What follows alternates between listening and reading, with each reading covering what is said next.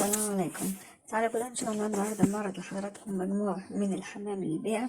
المجموعة كلها بإذن الرحمن على وش شغل، وتعتبر أعمار واحدة بين كل جوز والتاني، ممكن فيه يعني أسبوع، في أسبوعين، في 3 بالكتير.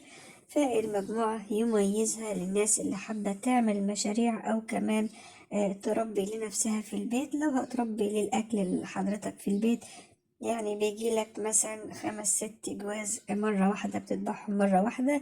ولو برضو هتعملهم مشروع ما شاء الله، بتقدر تبيع كمية من الزغاليل مرة واحدة. أنا بصراحة من مدرسة أما أجي أربي الحمام بتاعي يبقى عمر واحد.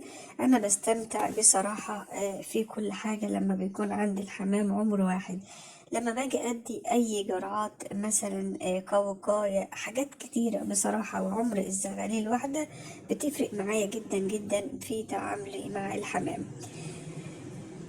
أول جزء اللي حضراتكم شايفينه ده ما شاء الله تبارك الرحمن بدأ بالفعل إن هو ياخد عش زي ما حضراتكم شايفين، يعني في فترة التزاوج بين الذكر والنتاية، وبالفعل بدأوا إن هم ياخدوا أو يختاروا مكان إن شاء الله للتحضير أو للبيض بتاعهم. المجموعة بتاعت النهاردة أتمنى الناس تشوفها كويس، واللي يختار أي حاجة يتفضل يتواصل معايا.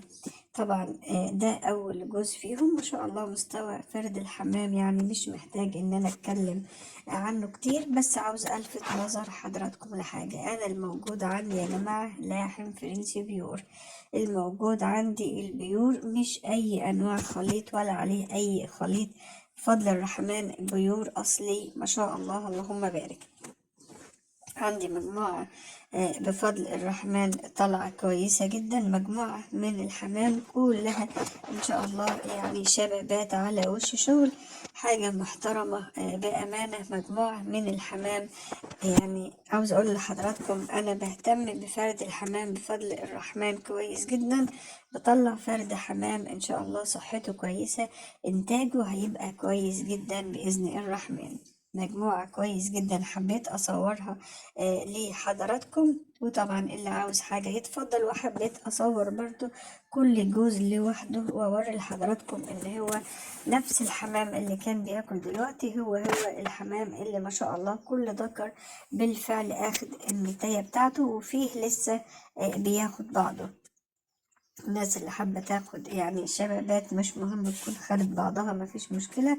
والناس اللي حابة تاخد كل ذكر اخد النتاية بتاعته برضو مفيش مشكلة. بس قبل ما الناس تحاول تتواصل معايا تبقى عارفة ان انا اللي موجود عندي بيور مش خليط، لان طبعا يعني الناس اللي بتبقى عاوزة خليط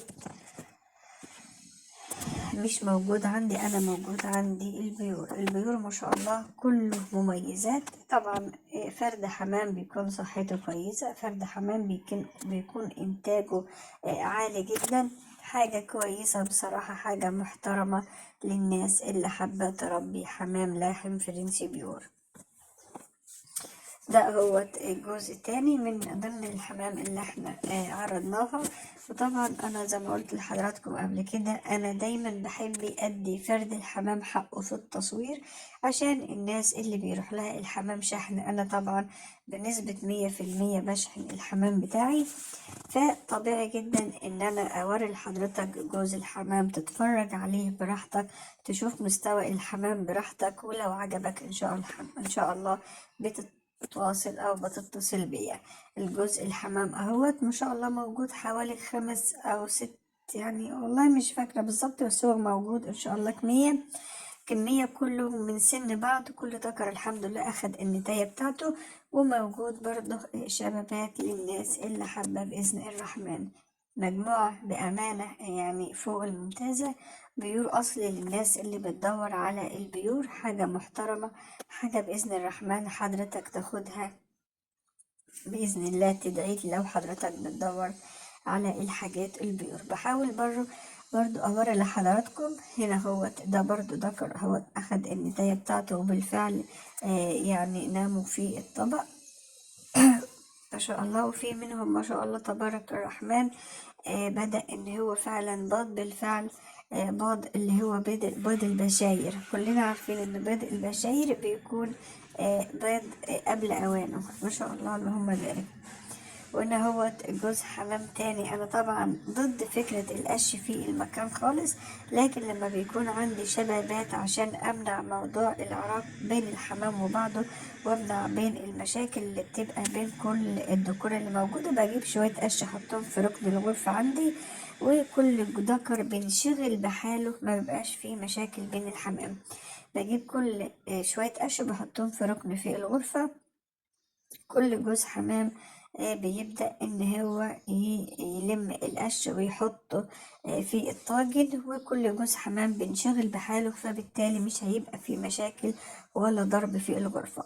نصيحتي ليك، مجرد ما كل ذكر يلم القش بتاعه ويعرف مكانه، أو يعرف العين بتاعته، أو يعرف القفص بتاعه، أو يعرف المكان اللي هو خلاص هيقعد فيه، نصيحتي ليك شيل القش خالص من الغرفة. القش مساوئه كتيرة جدا، بنحطه في بداية الحمام بس لما بنيجي نخلي كل ذكر يتعرف، عشان نمنع بس المشاكل مش أكتر.